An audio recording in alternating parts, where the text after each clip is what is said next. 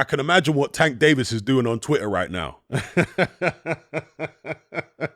Yo, Tank Davis must be going in. Ryan Garcia drops, batters, and decisions Devin Haney over 12 rounds. What a fight. Let's talk about it. The warning signs were there for Devin Haney right from the opening round when he got wobbled by a Ryan Garcia left hook. Whenever Ryan Garcia started letting his hands go, rather than moving away, Devin Haney would stay in the pocket and try and slip and block him. Terrible, terrible mistake. Because Ryan Garcia is the faster guy, the more powerful guy, and when he's in full flow letting his hands go, you can't block or slip all of them. Some of them are going to get through. If you notice when Tank Davis fought Ryan Garcia, and Garcia was letting his hands go like that, Tank Davis got on his bike. He didn't stay there and try and slip and block everything. He started backpedaling. That's what you need to do when Garcia fully opens up like that. There are not many people who can actually stand there without moving around and swing it out with him and come out on top. Tank Davis moved around and then he drew him onto that left hand. Whereas with Devin Haney, for some reason, he stayed in the pocket when Garcia was unloading. Very strange tactical decision, and he paid for it throughout the fight. And you know, Devin Haney never made the adjustment. Every time he got hurt by Ryan Garcia and dropped, because he was dropped several times in the fight. In fact, I've lost count of how many times he got dropped. I think it was 3 or 4 times. Every time he went down, he got back up and went on the front foot. And yes, he was having some offensive success on the front foot. That's cool. But when Ryan Garcia starts opening up, you need to get on your back foot. But he didn't do that until he was already hurt, right? No. As soon as you see Ryan Garcia start to unload, you get out of there. Move around, stick a jab on him. So very poor tactics by Devin Haney in that regard. He did show tremendous heart, there's no question about it, tremendous mental toughness, but that was obviously not enough. Now, Devin Haney was winning rounds, particularly in the first half of the fight, where Ryan Garcia wasn't particularly active, because in the first round after Garcia hurt Haney, he backed off. And I thought that was quite strange. In subsequent rounds, when he wobbled Haney, he would also back off. He wouldn't sustain the attacks. And so we were speculating in my element group whether Ryan Garcia really wasn't in shape. And perhaps that's why he wouldn't sustain his attacks. But in the second half of the fight, certainly after the knockdowns, Ryan Garcia was starting to sustain his attacks more. So either he was actually pacing himself and he always intended to turn up the heat late on in the fight, or the extra confidence that he got from scoring the knockdowns just energized him. Whatever the case may be, he started upping the work rate, and every time he let his hands go, Devin Haney was in serious trouble. Haney's face was all busted up, swollen on both sides, mouth busted. Again, credit to him in terms of heart. He kept getting up, kept trying to press the issue, but he was barking up the wrong tree tonight.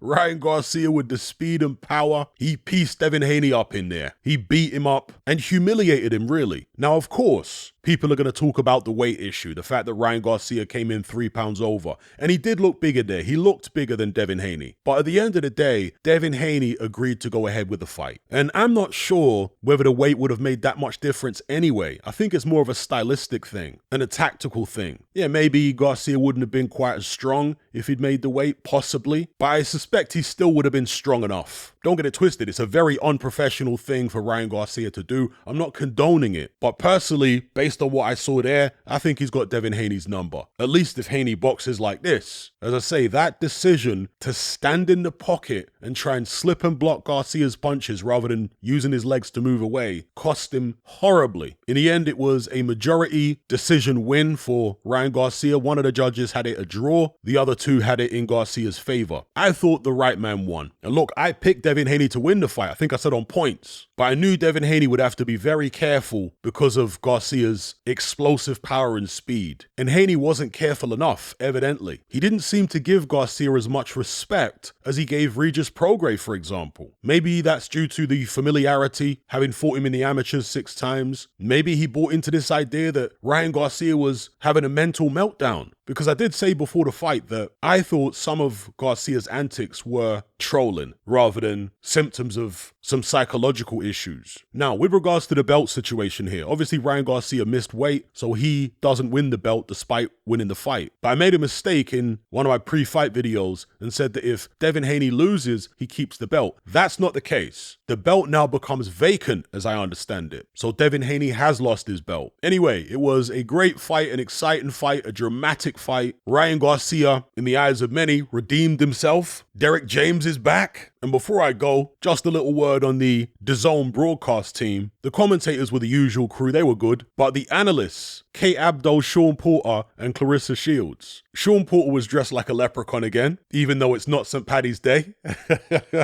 Not sure what that's all about. And Clarissa Shields was dressed like something out of The Fifth Element. Don't know what's going on there. Anyway, all jokes aside, let me know what you guys thought of this fight between Devin Haney and Ryan Garcia. Drop your comments below. And before I go, I want to give a shout out to all the new subscribers to my Patreon page. I cover loads of different topics in my weekly podcast, as you can see on screen right now, from current events to deep dives down the rabbit hole and everything in between. I'm really enjoying the feedback and the discussions we've been having on there lately. So if you'd like to join the conversation, just click the link in the description box below. Are you sick and tired of the mainstream mindset? Does the dogmatic conformity and pathological ignorance have you tearing your hair out in frustration? Then don't be alone. Come and join our brotherhood on Patreon. We stand as a beacon of reason against an army of insanity. You'll gain access to my weekly topical podcast, where we take more deep dives than Jacques Cousteau on an endless variety of subjects. There's also videos, interviews, live Q&As, as well as a vast back catalogue of previous episodes, including my popular Confessions of a Nightclub Bouncer series. You can listen via the Patreon app or download in high-quality MP3. Connect with myself and hundreds of other members in our Element chat group. There's no contract, no commitment, you can cancel at any time, and it's cheaper than a Mickey D's McMuffin. Just head to my Patreon page via the link below this video and select the tier called the Brotherhood of Reason. I'll see you over there.